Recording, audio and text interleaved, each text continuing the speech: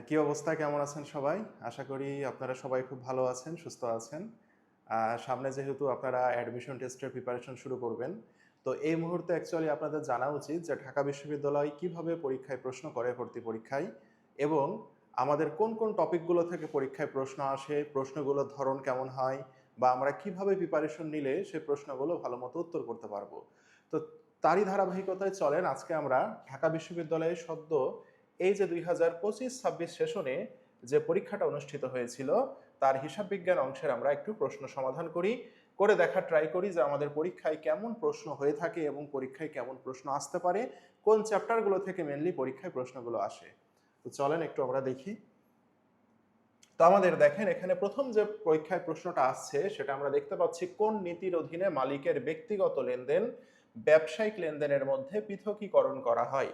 তাহলে আমরা ইজিলি বুঝতে পারছি যে এটা প্রথম পত্রে আমাদের যে হিসাব বিজ্ঞানের নীতিমালা যে চ্যাপ্টারটা আছে, এই হিসাব বিজ্ঞানের নীতিমালা চ্যাপ্টার থেকে আমাদের পরীক্ষায় প্রশ্নটা আসছে, তাই না? তো হিসাব বিজ্ঞান নীতিমালা চ্যাপ্টারে এখানে আমরা বেশ কিছু নীতিমালা দেখব, বেশ কিছু ধারণা দেখব, সীমাবদ্ধতা দেখব। তার মধ্যে আমরা সবাই হয়তো জানি যে দেখেন খুব সহজ প্রশ্নটা, সেটা হচ্ছে মালিকের ব্যক্তিগত লেনদেন ব্যবসায়িক লেনদেনের মধ্যে পৃথকীকরণ করা হয়। মানে মালিকের ব্যক্তিগত লেনদেন ব্যবসায়িক লেনদেন হতে আলাদা। এটা কে বলেছে? এটা হচ্ছে ব্যবসায়ের যে সত্তার নীতি, সেই সত্তা নীতি অনুযায়ী এটা বলা হয়ে থাকে।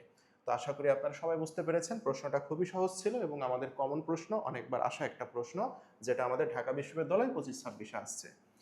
পরের প্রশ্নটা আমরা একটু দেখি। দেখেন নিচের কোনটি প্রতি হিসাবের উদাহরণ নয়, তাই না? তো প্রতি হিসাব মানে কি? প্রতি হিসাবের আরো অনেকগুলো নাম আছে। প্রতি হিসাব, বিপরীত হিসাব, বা এটাকে আমরা বলতে পারি ভাইয়া প্রতি হিসাব, বিপরীত হিসাব, বা ইংরেজিতে বলে কন্ট্রা হিসাব। কি বলে? কন্ট্রা হিসাব। তো এই প্রতি হিসাব জিনিসটা কি? যে হিসাবগুলো একটি হিসাবের জেরকে কমিয়ে দেয় তাকে আমরা প্রতি হিসাব বা কন্ট্রা হিসাব বলতে পারি, ঠিক আছে? তো এইরকম বেশ কিছু আমাদের প্রতি হিসাব রয়েছে। তো আমরা যদি একটু সংক্ষেপে দেখতে চাই, দেখেন পুঞ্জীভূত অপচয় আমরা কি করি? সম্পদ থেকে পুঞ্জীভূত অপচয়কে আমরা মাইনাস করি। তার মানে সম্পদের জেরকে পুঞ্জীভূত অপচয় যেহেতু কমিয়ে দিচ্ছে, সে কারণে আমরা একে বলবো বিপরীত সম্পদ।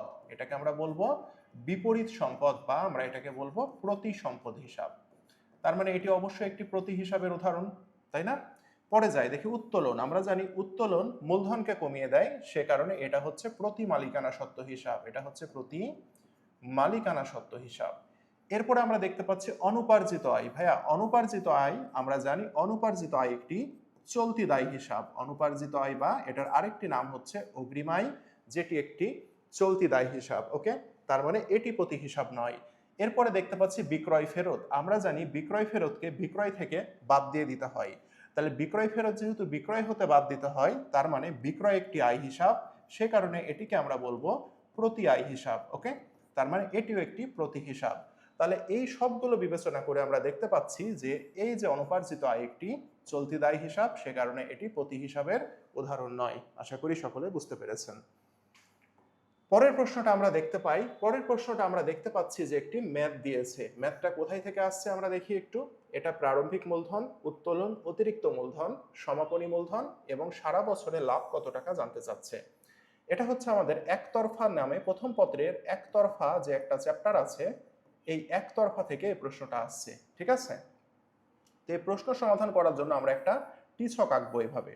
টি ছকের বাম পাশে আমরা দিব প্রারম্ভিক মূলধন, আর এই ডান পাশে আমরা দিব সমাপনী মূলধন। দেওয়ার পরে আমরা জানি মালিকানা সত্ত্বে দুইটা উপাদান থাকে যেটা মালিকানা সত্ত্বকে বৃদ্ধি করে, এবং দুটি উপাদান থাকে যেটা মালিকানা সত্ত্বকে হ্রাস করে। তো মালিকানা সত্ত্বকে বৃদ্ধি করে এমন দুইটি উপাদান হচ্ছে মূলধন, তাহলে এখানে হবে অতিরিক্ত মূলধন, আর আরেকটা হচ্ছে লাভ। তাহলে যে দফাগুলো মালিকানা সত্ত্বকে বৃদ্ধি করে তাদেরকে আমরা প্রারম্ভিক মূলধন পাশে লিখব, আর যে দফাগুলো মালিকানা সত্ত্বকে হ্রাস করে সেগুলো আমরা সমাপনী মূলধন পাশে লিখব। তো আমরা জানি হচ্ছে ক্ষতি এবং উত্তোলন এই দুটি দফা মালিকানা সত্ত্বকে হ্রাস করে দেয়, সেই কারণে আমরা তাদেরকে এই পাশে লিখলাম। লেখার পরে আমরা যদি একটু মান বসাই, আমরা দেখতে পাচ্ছি প্রারম্ভিক মূলধন আছে কত টাকা? 50,000 টাকা। এখানে আমরা 50,000 টাকা বসাইলাম। উত্তোলন আছে 10,000 টাকা, এখানে আমরা উত্তোলন 10,000 টাকা বসাইলাম। তারপরে অতিরিক্ত মূলধন আছে 5,000 টাকা, এখানে আমরা 5,000 টাকা বসাইলাম। সমাপনী মূলধন 70,000 টাকা, এই যে 70,000 টাকা বসাইলাম। এখন বলছে লাভের পরিমাণ কত, দ্যাট মিনস এই জায়গাতে কত টাকা বসবে সেটা জানতে চাচ্ছে। তাহলে যেহেতু এই পাশের অ্যামাউন্ট জানতে চাচ্ছে, তাহলে আমরা তার বিপরীত পাশকে যোগ করব। তো বিপরীত পাশকে যোগ করলে থাকছে ৮০,০০০ টাকা। এই ৮০,০০০ টাকা থেকে এবার এই পাশে যে অ্যামাউন্টগুলো আছে সেগুলোকে মাইনাস করব। তাহলে ৮০ থেকে ৫০কে মাইনাস করলে থাকে কত, ৩০,০০০। ৩০ থেকে ৫ বাদ দিলে থাকে কত, ২৫,০০০। তাহলে এই ২৫,০০০ টাকাই হচ্ছে আমার লাভের পরিমাণ।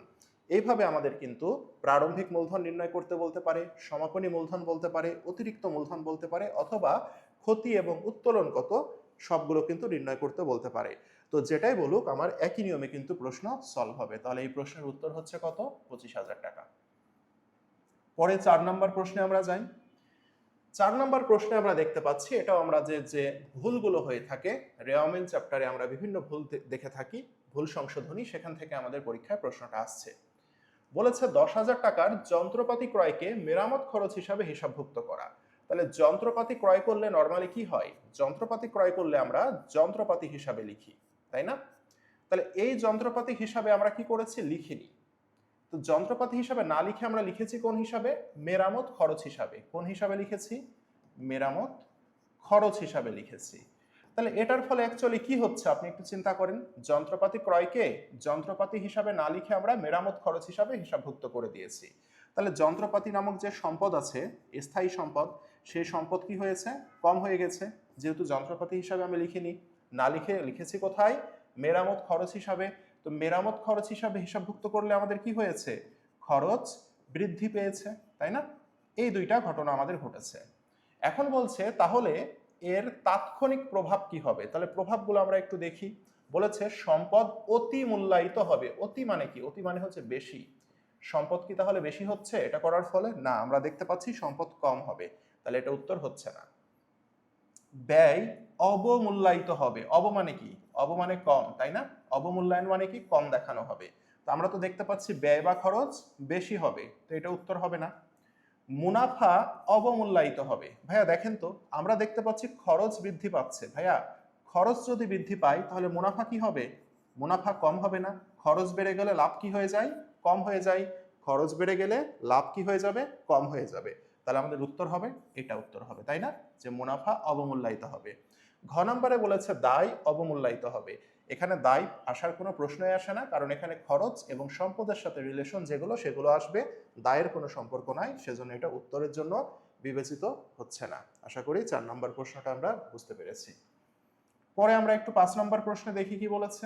আমরা ৫ নম্বর প্রশ্ন দেখতে পাচ্ছি, এখানে বলেছে প্রারম্ভিক মজুত পণ্য কত। তাহলে বিক্রিত পণ্যের ব্যয় দেওয়া আছে, উৎপাদিত পণ্যের ব্যয় দেওয়া আছে, সমাপনী মজুত পণ্য দেওয়া আছে, দিয়ে আমাদের বলেছে প্রারম্ভিক মজুত পণ্য কত। তাহলে এই প্রশ্নটা কোথায় থেকে আসছে, এই প্রশ্নটা আসছে আমাদের উৎপাদন ব্যয় থেকে। কোথায় থেকে, উৎপাদন ব্যয় দ্বিতীয় পত্রের যে চ্যাপ্টার আছে সেখান থেকে আমাদের একটা ম্যাথ আসছে। তাহলে আমরা একটু দেখি, এখানে আমাদেরকে জানতে হবে বিক্রিত পণ্যের ব্যয়ের একটা সূত্র আছে। উৎপাদন ব্যয় থেকে আমরা বিক্রিত পণ্যের ব্যয়ের একটা সূত্র পাই। সূত্রটা হচ্ছে প্রারম্ভিক মজুত প্লাস উৎপাদিত পণ্যের ব্যয়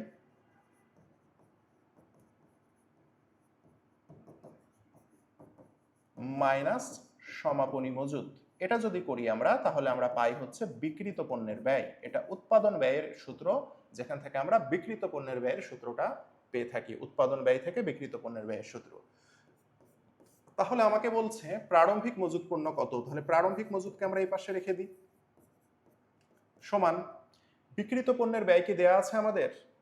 আচ্ছা, এই যে দেখেন বিক্রিত পণ্যের ব্যয় ৭৫,০০০ টাকা, এখানে লিখলাম ৭৫,০০০।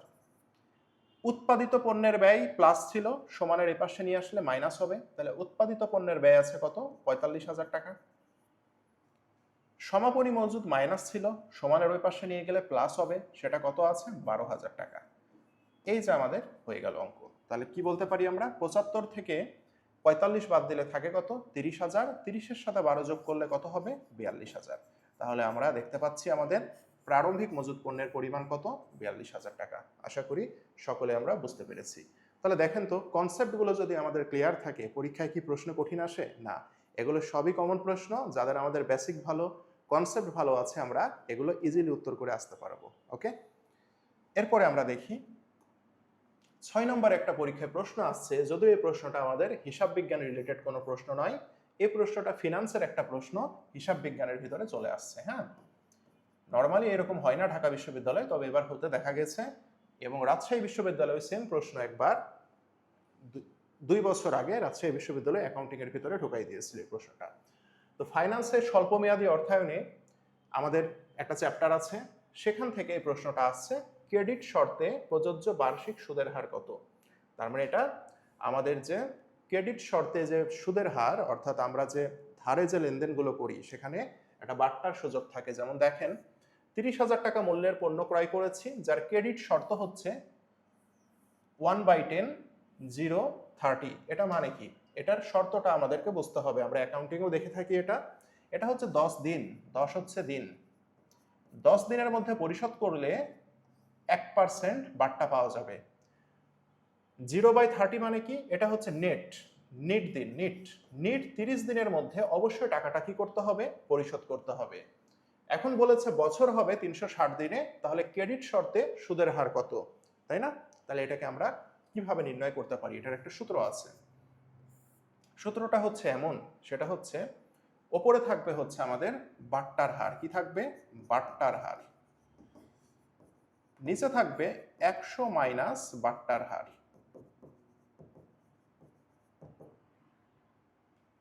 গুণন ওপরে থাকবে 360 দিন, এই যে বলে দিয়েছে বছর, হ্যাঁ। এখানে থাকবে হচ্ছে নিট মেয়াদ মানে কি, কত দিনের মধ্যে টাকা পরিশোধ করতে হবে, মাইনাস আমাদের বাট্টার সময়কাল। হ্যাঁ, বাট্টার সময়কাল মানে কি, কত দিনের মধ্যে পরিশোধ করলে আপনি বাট্টা পাবেন সেটা। তাহলে আমি এখানে মানগুলো বসাইলে আপনারা সবাই বুঝে নেবেন। হ্যাঁ, এটাকে আমরা আবার কি করব, 100 দিয়ে গুণ করব, যেহেতু পার্সেন্টেজে মানগুলো আসে, আমাদের সুদের হার পার্সেন্টেজে আসে। তাহলে আমরা একটু ক্যালকুলেট করি। বাট্টার হার কি বলেছে, 10 দিনের মধ্যে পরিশোধ করলে 1% বাট্টা হবে। তার মানে বাট্টার হার 1, 100 মাইনাস বাট্টার হার হচ্ছে 1 গুণন এখানে হচ্ছে 360 থাকলো। নিট মেয়াদ মানে কি, 30 দিনের মধ্যে অবশ্যই টাকা পরিশোধ করতে হবে। তার মানে এখানে হচ্ছে 30 মাইনাস বাট্টার সময়কাল মানে কি, 10 দিনের মধ্যে পরিশোধ করলে 1% বাট্টা প্রযোজ্য হবে। তার মানে এই 10 হচ্ছে বাট্টার সময়কাল। এই যে হয়ে গেল, এটাকে আমরা গুণ দিব 100 দিয়ে। তাহলে আমরা যদি একটু সমান করি তাহলে কত হয়, 100 থেকে 1 বাদ দিলে 99 গুণন এখানে হচ্ছে 360 20। ওকে, এখন এটাকে আমরা একটু কাটাকাটি করতে পারি। দেখেন এটা দিয়ে যদি আমরা এটাকে কাটি, 0 18 দুগুণে কত, 36 হইল। এখন এই 18 আর 99, হ্যাঁ 18 আর 99 কি কাটাকাটি যায়, দেখেন 3 দিয়ে যদি আমরা কাটি তাহলে 3 6 18, 3 33 99 যায় না, যায়। তো এটাকে আমরা আরো কি করতে পারি, তাহলে কত থাকলো, উপরে থাকলো 6 আর এখানে হচ্ছে নিচে থাকলো 33, তাই না, আর এখানে হচ্ছে 100। এই হচ্ছে ঘটনা। এখন আমরা যদি একটু এটাকে করি তাহলে ওপরে থাকে কত, ওপরে থাকে হচ্ছে আমাদের 600, নিচে থাকে 33। তাহলে এখন আমরা যদি একটু 3 দিয়ে কাটাকাটি করি তাহলে কয়বার যায়, 3 11 33 আর এখানে থাকে হচ্ছে 200, তাই না। তাহলে এখন 3 দিয়ে আমরা একটু 200-কে ভাগ করি, দেখি কতবার যায়, দেখি 3 দিয়ে 200-কে যদি আমরা দিই তাহলে কতবার যায়, সরি এখানে তো 11 হয়, 3 দিয়ে কাটলে 11 হয়, তাই না, সরি 11 হবে, একটু মুছে দিই। তাহলে 11 দিয়ে 200-কে একটু আমরা কি করব, ভাগ করব। তাহলে 11-কে 11, দেখেন একটা চালাকি জিনিস, দেখেন উত্তরে আসছে 1, হ্যাঁ। এখন 1 দিয়ে কয়টা অপশন আছে দেখেন তো, এটা তো হচ্ছে না, এটাও হচ্ছে না, 1 দিয়ে একটা অপশন পেলাম, এখানে 3 নাই। তার মানে এটাই আমার উত্তর হবে, ঠিক আছে, এটা আমাদের একটা চালাকি বুদ্ধি, এটাই উত্তর হবে। এখন কিভাবে হবে আমরা একটু করে দেখি।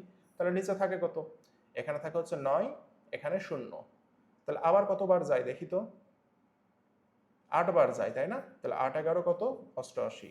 তাহলে দেখেন এখন আমরা ক্লিয়ারই হয়ে গেলাম, এই যে 18 আসছে, তার মানে এই যে 18 মিলে যাচ্ছে, তাহলে এটাই আমাদের উত্তর হবে। এখন এটা কাটাকাটি করলে 2 যাচ্ছে, একটা দশমিক নেন, দশমিক নিলে দেখা যাচ্ছে আমাদের 0 হবে, আবার 11-কে 11, এত আর করার দরকার নাই, তাই না। তার মানে আমাদের এটাই আমাদের উত্তর আসছে। তাহলে এটা একটা দীর্ঘ একটা ক্যালকুলেশনের একটা ম্যাথ ছিল, এই ম্যাথটা পরীক্ষায় চলে আসছিল। এই প্রশ্নটা অনেকের ঝামেলা হয়েছিল, কেন, যারা ফাইন্যান্স পড়ে আসছে তারা পেরেছে, কিন্তু অনেকে তো ফাইন্যান্স থাকে না, মার্কেটিং করেছে, তো এরকম একটা প্রশ্ন ঢাকা ইউনিভার্সিটিতে অ্যাকাউন্টিং এর মধ্যে ঢুকাই দিয়েছে। তো অনেকের সমস্যা হয়েছিল, এটা সাধারণত এমন হয় না, এই বছর হয়ে গেছিল। তো পরে যাই, পরে আমাদের যে প্রশ্নটা বলছে দেখেন, মূল্যবৃদ্ধির সময়কালে কোন মজুত পণ্যের মূল্যায়ন পদ্ধতি সর্বনিম্ন আয়কর ব্যয় সৃষ্টি করে? তাহলে এখন দেখেন একটা জিনিস, সেটা হচ্ছে মূল্য যখন বৃদ্ধি পাবে, মূল্য যখন বৃদ্ধি পাবে তখন সর্বনিম্ন আয়কর সৃষ্টি করবে কে? এটা হচ্ছে আমাদের প্রশ্ন। সর্বনিম্ন আয়কর মানে আয়কর কম দিতে হবে। কি বলেছে? আয়কর কম হবে। এখন আয়কর কখন কম হয় বলেন তো? আয়কর কখন কম হয়? আয়কর তখনই কম হবে যখন নিট লাভ কম হবে, তাই না? আমরা জানি লাভ যদি বেশি হয় সরকারকে ট্যাক্স দিতে হবে বেশি, লাভ কম হলে আয়কর দিতে হবে কম, তাই না? এখন লাভ কখন কম হয় জানেন? সমাপনী মজুদের সাথে নিট লাভের একটা সরাসরি সম্পর্ক আছে, পজিটিভ রিলেশন। পজিটিভ রিলেশন মানে কি? সমাপনী মজুদ যখন বেশি হবে নিট লাভও বেশি হবে, সমাপনী মজুদ যখন কম হবে নিট লাভও কম হবে। ওকে, তাহলে দেখেন আমাকে উত্তরে চেয়েছে আয়কর কম হয়। তো আয়কর কিভাবে কম হয়? যখন নিট মুনাফা কম হবে। হ্যাঁ, নিট মুনাফা যখন কি হবে? কম হবে, তখন আয়কর কম হবে। তাহলে সমাপনী মজুদের সাথে মুনাফার সম্পর্ক হচ্ছে পজিটিভ সম্পর্ক। তাহলে সমাপনী মজুদ যখন কম হবে তখন আমার কি হবে? নিট মুনাফা কম হবে। নিট মুনাফা কম হলে আয়কর কম হবে। এখন আমাকে কি বলেছে দেখেন তো, মূল্য বৃদ্ধির সময়। তাহলে মূল্য বৃদ্ধির সময় কোন পদ্ধতিতে সমাপনী মজুদ কম হবে সেটা আমাদেরকে জানতে হবে, কারণ লিফো ফিফো ভারযুক্ত এই পদ্ধতিগুলো দিয়ে আমরা অ্যাকচুয়ালি কি নির্ণয় করি? সমাপনী মজুদের মূল্য নির্ণয় করি। তাহলে যে পদ্ধতিতে সমাপনী মজুদের মূল্য কি হবে? কম হবে, সেই পদ্ধতিতে নিট মুনাফা কম হবে, আর নিট মুনাফা কম হলে আয়কর কম হবে। এই হচ্ছে আমাদের ঘটনা। তাহলে কোন পদ্ধতিতে সমাপনী মজুদ কম হয়? কি বলেছে? মূল্য বৃদ্ধির সময়। তো মূল্য বৃদ্ধি মানে ধরেন 1 তারিখে আমার মূল্য আছে 10 টাকা, 5 তারিখে আমার মূল্য হয়ে গেল 30 টাকা। দেখেন তো মূল্য বৃদ্ধি পাচ্ছে না যত দিন যাচ্ছে? এখন আমি যদি কোন পদ্ধতি ফলো করব বলেন তো? ধরেন আমি ফিফো ফলো করলাম। তাহলে ফিফো যদি ফলো করি তার মানে কি? প্রথমে যেটা আছে এটাকে আমরা সেল করে দিব। তাহলে এটা যদি সেল করি তাহলে আমার হাতে থাকবে কত? এটা যদি বিক্রি হয়ে যায় তাহলে আমার হাতে থাকবে কত? 30 টাকার পণ্য থাকবে। আর বিক্রি করার পরে হাতে যেটা থাকে সেটাকে বলি সমাপনী মজুদ। তাহলে আমরা ফিফো পদ্ধতিতে সমাপনী মজুদ কত পেলাম? ফিফো পদ্ধতিতে সমাপনী মজুদ পেলাম 30 টাকা। ভাইয়া লিফো যদি ফলো করি তাহলে দেখি তো, লিফো মানে কি? যেটা লাস্টে আছে ওটা বিক্রি করব। তাহলে এটা যদি আমি সেল করে দিই তাহলে আমার হাতে থাকবে কত? এই 10 টাকা আমার হাতে থাকবে। তাহলে হাতে যেটা থাকবে সেটাই সমাপনী মজুদ। তাহলে ভাই এবার আপনি একটু কম্পারিজন করেন তো দেখি কোন পদ্ধতিতে আমার সমাপনী মজুদ কম হচ্ছে? আমরা দেখতে পাচ্ছি লিফো পদ্ধতিতে সমাপনী মজুদ কম হচ্ছে। তাহলে লিফো পদ্ধতিতে যদি সমাপনী মজুদ কম হয় তাহলে নিট মুনাফা কম হবে, আর নিট মুনাফা কম হলে আয়কর কম দিতে হবে। তাহলে এটার উত্তর হবে কোন পদ্ধতি? উত্তর হবে লিফো পদ্ধতি। আশা করি আপনারা সবাই বুঝতে পেরেছেন এটা। তো এটা নিয়ে ডিটেল যখন আবার ক্লাস করার সুযোগ হবে আমি আরো ডিটেল বোঝাবো। এটা হয়তো কঠিন লাগতে পারে কিন্তু এটাকে আমি একেবারে ইজি করে দিব। এই কনসেপ্ট থেকে 7 থেকে 8 রকম প্রশ্ন হয়, যেটাকে আমরা এই কনসেপ্ট দিয়ে সুন্দর করে আমি শেষ করে দিব, ইজিলি আপনারা উত্তর করতে পারবেন। পরে যাই। পরে বলেছে নিচের কোন হিসাবটি কখনো সমাপন পরবর্তী রেওয়ামিলে প্রদর্শিত হবে না? তাহলে একটা জিনিস আমাদেরকে মনে রাখতে হবে, সমাপনী জাবেদার পরে আমরা সমাপনী রেওয়ামিল তৈরি করি। কি বলেছি? সমাপনী জাবেদা। এই সমাপনী জাবেদার পরে আমরা সমাপনী কি প্রস্তুত করি? সমাপনী রেওয়ামিল প্রস্তুত করি ভাইয়া। ওকে, এখন সমাপনী জাবেদা দিয়ে আমরা অস্থায়ী হিসাবকে বন্ধ করে দিব। কোন হিসাব? অস্থায়ী হিসাবগুলোকে কি করে দিব? অস্থায়ী হিসাবগুলো বন্ধ হয়ে যাবে। তাহলে সমাপনী জাবেদা দিয়ে যদি অস্থায়ী হিসাবগুলো বন্ধ হয়ে যায় তাহলে এই অস্থায়ী হিসাবগুলো সমাপনী রেওয়ামিলেও যাবে না, তাই না? তার মানে সমাপনী পরবর্তী রেওয়ামিলে প্রদর্শিত হবে না কোনগুলো? প্রদর্শিত হবে না ভাইয়া অস্থায়ী হিসাবগুলো। তাহলে আমাকে জানতে হবে অস্থায়ী হিসাব কোনগুলো? ভাইয়া অস্থায়ী হিসাব হচ্ছে আয়, ব্যয়, উত্তোলন এবং লভ্যাংশ। এই 4টি হিসাবকে আমরা বলি অস্থায়ী হিসাব। এই অস্থায়ী হিসাবগুলো সমাপনী দাখিলার মাধ্যমে বন্ধ হয়ে যায়, যার ফলে সেগুলো সমাপনী পরবর্তী রেওয়ামিলে যায় না। তাহলে আমরা দেখি তো এই আয়, ব্যয়, উত্তোলন, লভ্যাংশের ভিতরে কোন হিসাবগুলো আছে? প্রদেয় হিসাব, এটা দায়। তার মানে দায়কে কি আমরা অস্থায়ী হিসাব বলতে পারবো না? এটা স্থায়ী হিসাব, তাই উত্তর হবে না। পুঞ্জীভূত অবচয়, ভাইয়া পুঞ্জীভূত অবচয় হচ্ছে বিপরীত সম্পদ হিসাব। কি বিপরীত সম্পদ, যেহেতু সম্পদ আছে এর সাথে তার মানে এটা অস্থায়ী না, স্থায়ী হিসাব। আয়কর খরচ, ভাইয়া আয়কর আমরা কি জানি, আয়কর একটা উত্তোলন জাতীয় হিসাব না? মালিকের আয়কর, জীবন বীমা এগুলো উত্তোলন প্রকৃতির হিসাব না? দ্যাট মিনস এটা হচ্ছে অস্থায়ী হিসাব, যেটা আমাদের সমাপন পরবর্তী রেওয়া মিলে যাবে না। তাহলে আমাদের উত্তর গ। অনুপার্জিত আয় এটি একটি দায় হিসাব, চলতি দায়, তার মানে স্থায়ী হিসাব, এটা যাবে। তাহলে আমার উত্তর হচ্ছে গ নাম্বার। এটা ভেরি ভেরি ইম্পর্টেন্ট টপিক, এখান থেকে পরীক্ষায় মাস্ট প্রশ্ন আসবে। ওকে, পরে যাই। দেখেন এখানে আমরা দেখতে পাচ্ছি একটা ম্যাথ দিয়েছে আমাদের। ম্যাথটা কি, মোট ব্যয় নির্ণয় করতে বলেছে, প্রত্যক্ষ কাঁচামাল, দ্যাট মিনস আমাদের এটা উৎপাদন ব্যয় থেকে পরীক্ষায় প্রশ্নটা আসছে। তাহলে দেখতে পাচ্ছেন যে উৎপাদন ব্যয় চ্যাপ্টারটা আমাদের জন্য কত ইম্পর্টেন্ট। উৎপাদন ব্যয় থেকে আমরা দেখতে পেয়েছি 12টা প্রশ্নের মধ্যে 2টা ম্যাথ আসছে। তাহলে আমাদেরকে এখানে বলেছে মোট ব্যয় কত। ভাইয়া সহজ কথায় যদি আমি বলতে যাই, মোট ব্যয় মানে সকল ব্যয়ের যোগফলকে আমরা কি বলবো, মোট ব্যয়। তাহলে এখানে দেখি তো আমরা কি কি ব্যয় আছে। দেখেন প্রত্যক্ষ কাঁচামাল একটি ব্যয়, তাহলে আমরা একটু লিখি প্রত্যক্ষ কাঁচামাল কত, 1,50,000। প্রত্যক্ষ মজুরি 50,000, এটিও একটা ব্যয়। তারপরে আমরা দেখতে পাচ্ছি কারখানা উপরিব্যয়, প্রত্যক্ষ মজুরির 10%, প্রত্যক্ষ মজুরি আছে 50,000, এর 10% মানে 5,000 টাকা, এটি হচ্ছে ব্যয়, কারখানা উপরিব্যয় বলেছে। আচ্ছা হইল। প্রশাসনিক খরচ বিক্রয়ের 5%, এটিও একটি ব্যয়, যেটা বিক্রয় কত, 5 লাখ টাকা। তাহলে 5 লাখ টাকার কি বলেছে, 5%, তাহলে 5 লাখ টাকার 5% হচ্ছে আমাদের প্রশাসনিক ব্যয়। তাহলে 5 লাখ টাকার 5% হচ্ছে 25,000 টাকা, এই যে হইল। এরপরে কি বলেছে, বিক্রয় খরচ, এটিও একটি ব্যয়, সেটি কত, বিক্রয়ের 10%, তাহলে বিক্রয় আছে কত, 50,000 টাকা, সরি 5 লাখ টাকা, এর 10% হচ্ছে আমাদের বিক্রয় খরচ 50,000 টাকা। তাহলে এই যে 50,000 টাকা হয়ে গেল। আর কোনো ব্যয় আছে, আর কোনো ব্যয় নাই। বিক্রয় কিন্তু ব্যয় না, বিক্রয় হচ্ছে আয় ভাইয়া, তাই না, বিক্রয় করলে আয় হয়, সেজন্য এটা আসবে না। তাহলে আমরা একটু যোগ করে দিই, 2 লাখ, 2 লাখ 5, 2 লাখ 30 আর 50, তাহলে 2,80,000 টাকা, তাই না ভাইয়া? এই 2,80,000 টাকায় আমার কি হবে, 2,80,000 টাকায় আমার মোট ব্যয়ের পরিমাণ। তাহলে উত্তর 2,80,000। দেখছেন, তাহলে আমরা যদি সিস্টেমেটিক ওয়েতে পড়াশোনা করি তাহলে কিন্তু সূত্র টুত্র মুখস্থ করা লাগছে না, আমরা জাস্ট মোট ব্যয় মানে সকল ব্যয়ের যোগফলই হচ্ছে মোট ব্যয়। পরে যাই। পরে আমরা দেখতে পাচ্ছি যেটা মোস্ট ইম্পর্টেন্ট একটা টপিক, সেটা হচ্ছে আমাদের সমন্বয় জাবেদা, তাই না? যদি অনুপার্জিত আয় নগদ প্রাপ্তিতে ভুলবশত আয় হিসাবে লিপিবদ্ধ হয় তাহলে সমন্বয় জাবেদার প্রয়োজন হয়। তাহলে সমন্বয় জাবেদা থেকে ঢাকা বিশ্ববিদ্যালয়ে একটি বা দুটি প্রশ্ন প্রতি বছর হয়ে থাকে, এটা ইম্পর্টেন্ট। হ্যাঁ, আমি আরো যখন বোর্ড প্রশ্ন সলভ করাবো তখন আপনি দেখবেন। দেখেন, অনুপার্জিত আয় বাবদ নগদ প্রাপ্তি ভুলবশত আয় হিসাবে লিপিবদ্ধ হয়েছে। ভাইয়া আয় হিসাব কি জের প্রদর্শন করে, আয় হিসাব ক্রেডিট জের প্রদর্শন করে। তাহলে আয় হিসাবে যখন আমি লিপিবদ্ধ করেছি, আয় কি হয়েছে, ক্রেডিট হয়েছে, এটা কিন্তু ভুলবশত করেছি, তাই না?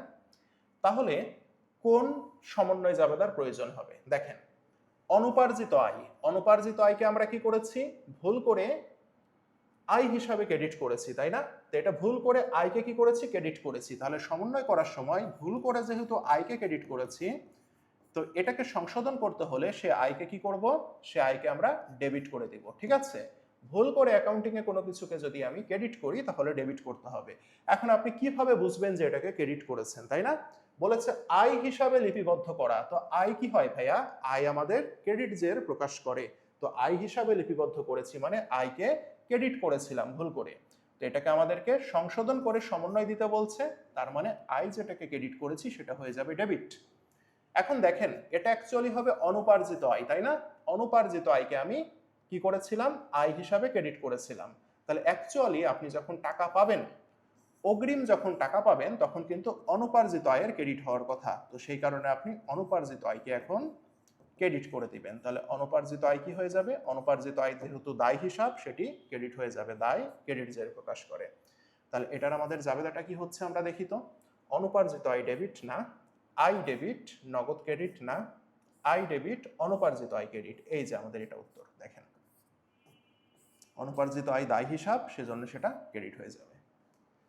পরে যাই। আচ্ছা, এটাও আমাদের একটা ম্যাথ দিয়েছে, এটা কোথায়, এটা হচ্ছে আমাদের অনুপাত বিশ্লেষণ দ্বিতীয় পত্রের 6ষ্ঠ চ্যাপ্টার। অনুপাত থেকে একটি সুন্দর ম্যাথ দিয়েছে। হ্যাঁ, খুবই সহজ ম্যাথ, আমরা ইজিলি এটাকে সলভ করে ফেলবো।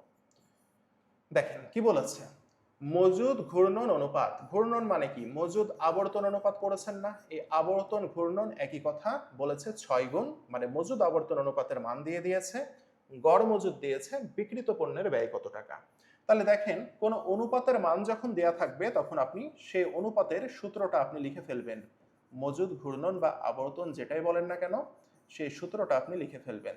তাহলে মজুদ ঘূর্ণন অনুপাতের সূত্র হচ্ছে, ওপরে থাকবে বিক্রিত পণ্যের ব্যয়, নিচে থাকবে গড় মজুদ। এটা হচ্ছে আমাদের সূত্র। এবার আপনি মান বসাইলেই উত্তর পেয়ে যাবেন। দেখেন, মজুদ ঘূর্ণন অনুপাত 6 গুণ, 6 বার বলি না আমরা, বার বা গুণ একই কথা, সেজন্য 6 বসাইলাম। এখানে আমাদের বিক্রিত পণ্যের ব্যয় নির্ণয় করতে বলেছে, জানতে চেয়েছে, এটাকে রেখে দেন। আর গড় মজুদ কত বলেছে? গড় মজুদ বলেছে 20,000 টাকা।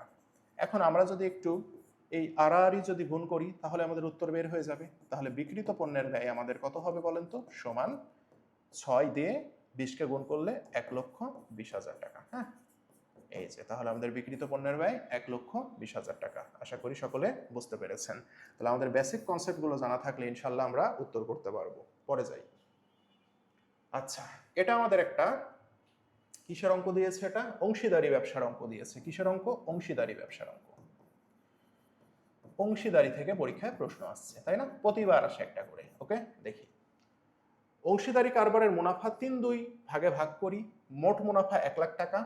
এ এর বেতন বাবদ আয় এত টাকা। এ এর বেতন পরবর্তী মুনাফার ওপর বি এর বোনাস লাভের 10%। এ এর আয় কত? এ এর আয় কত? এ এর আয় কত মানে কি? এ ব্যবসা থেকে কি কি পাবে, তাই না? সেটা জিজ্ঞাসা করছে। তাহলে এ ব্যবসা থেকে কি পাচ্ছে? আমি দেখতে পাচ্ছি এ বেতন পাচ্ছে, আর মুনাফা যেহেতু দেয়া আছে মুনাফার হার পাবে। তাহলে এ ব্যবসা থেকে কি পাবে আমরা দেখতে পাচ্ছি? কমিশন পাবে কি? বোনাস। বোনাস মানে কিন্তু কমিশন। তো কমিশন পাবে কিন্তু বি, তো এটা কিন্তু আসবে না। আমাকে বলেছে এ এর আয় কত, তাহলে এ কি পাবে? এ হচ্ছে বেতন পাবে ব্যবসা থেকে, তাই না? আর কি পাচ্ছে? মুনাফা পাচ্ছে। তার মানে বেতন তো দেয়াই আছে। দেখেন, এর বেতন কত? এ বেতন পাবে 10,000 টাকা, কিন্তু মুনাফাটা আমাকে বের করে নিতে হবে। মুনাফা কি করে বের করব? দেখেন, মোট মুনাফা দেয়া আছে, তো মোট মুনাফা থেকে আমাদেরকে আগে খরচগুলো বাদ দিয়ে দিতে হবে।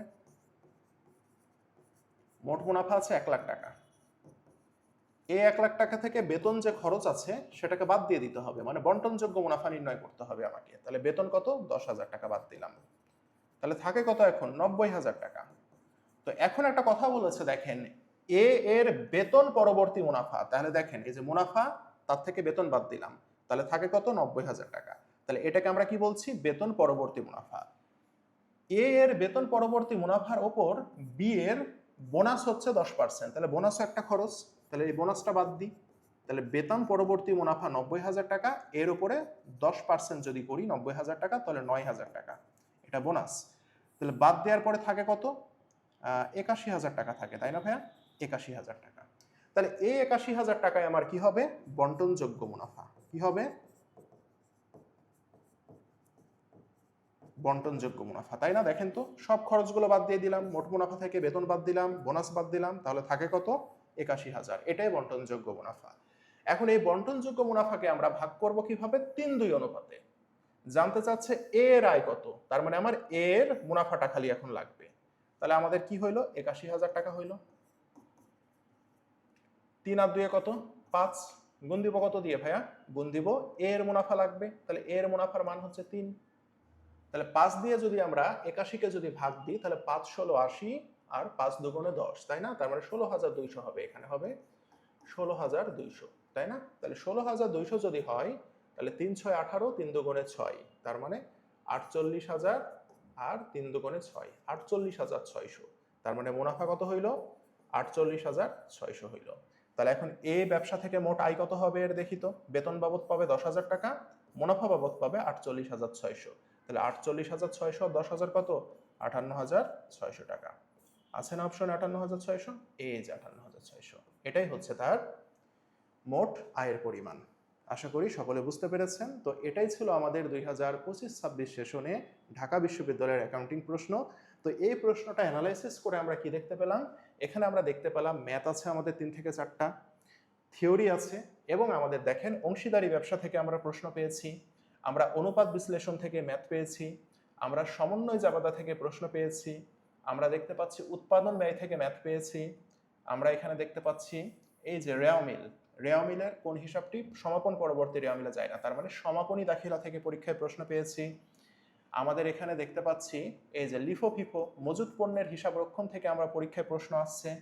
তারপরে আমরা দেখতে পাচ্ছি এটা তো ফাইন্যান্সের প্রশ্ন, এটা আমরা বাদই দিলাম। আমরা এখানে দেখতে পাচ্ছি এটা আবার উৎপাদন ব্যয় থেকে পরীক্ষায় প্রশ্ন আসছে, তাহলে দুইটা কিন্তু উৎপাদন ব্যয় থেকে আসলো। এটা রেওয়ামিলের যে ভুলগুলো থাকে ভুল সংশোধনী থেকে পরীক্ষায় প্রশ্ন আসছে, একতরফা থেকে পরীক্ষায় প্রশ্ন আমরা দেখতে পাচ্ছি। তারপরে আমাদের হিসাব বিজ্ঞানের যে হিসাবের প্রকারভেদ এখান থেকে পরীক্ষায় প্রশ্ন আসছে, এবং সর্বশেষ আমাদের হিসাব বিজ্ঞানের নীতিমালা থেকে পরীক্ষায় প্রশ্ন আসছে। তাহলে আমরা দেখতে পাচ্ছি যে এখানে আমাদের কিন্তু প্রায় সব চ্যাপ্টারই কিন্তু আমাদের খুব ভালো করে পড়তে হবে, এবং আমরা সব চ্যাপ্টার ভালো করে পড়লেও কিছু চ্যাপ্টার আছে যে চ্যাপ্টারগুলো থেকে প্রতি বছর প্রশ্ন মিস যায় না। যেমন হিসাবের প্রকারভেদ, এখান থেকে পরীক্ষায় প্রশ্ন আসে। অংশীদারি ব্যবসা থেকে পরীক্ষায় প্রশ্ন আসে, উৎপাদন ব্যয় থেকে আসে, নীতিমালা থেকে আসে, অনুপাত বিশ্লেষণ থেকে আসে, ঠিক আছে, সমন্বয় জাবেদা থেকে পরীক্ষায় প্রশ্ন আসে। তো এরকম কিছু চ্যাপ্টার আছে 6 থেকে 7টা চ্যাপ্টার বা 8টা চ্যাপ্টার যেগুলো থেকে আপনাদের প্রতি বছর পরীক্ষায় প্রশ্ন আসে, কোনো মিস যাবে না। আর এর বাইরে যে আর বাকি যে 4টা বা 5টা চ্যাপ্টার থাকে এই চ্যাপ্টারগুলো থেকে প্রতি বছর চেঞ্জ করে পরীক্ষায় প্রশ্ন আসে। তো সেই কারণে আমাদের এখন তো আর শর্ট সিলেবাস বলে কিছু নাই, কারণ শর্ট সিলেবাসের যুগেও ফুল সিলেবাস থেকে পরীক্ষার প্রশ্ন আসছে। আর এখন তো আপনারা এইচএসসি 26 ঢাকা বিশ্ববিদ্যালয়ে পরীক্ষা দেবেন, আমাদের যে প্রথম পত্রের 10টা চ্যাপ্টার, দ্বিতীয় পত্রের যে 10টা চ্যাপ্টার, 20টা চ্যাপ্টারই আমাদেরকে খুব ভালো করে পড়তে হবে, যাতে করে আমরা খুব ভালো একটা রেজাল্ট করতে পারি। তো এতটুকু আমি গ্যারান্টি দিয়ে পড়তে পারি যে যতটুকু আমরা পড়াবো, আমাদের যে সাজেশন আছে এগুলোর মধ্যে থেকে আপনি প্রস্তুতি নিলে ইনশাল্লাহ আপনি ঢাকা বিশ্ববিদ্যালয়ে হিসাব বিজ্ঞানে সর্বোচ্চ নাম্বার ক্যারি করতে পারবেন ইনশাল্লাহ। তো আমাদের C unit all in one ব্যাচে কিন্তু ভর্তি চলছে, আপনারা হয়তো অনেকে জানেন। ভর্তির বিস্তারিত সব তথ্য ডিসক্রিপশন বক্সে দেওয়া থাকলো, আপনারা দ্রুত ভর্তি হয়ে যাবেন। আমরা আপনাদের এইচএসসির পরে কিন্তু ক্লাস শুরু করব। তো সবাই ভালো থাকেন, সুস্থ থাকেন। আজকে এখানে শেষ করলাম। আল্লাহ হাফেজ।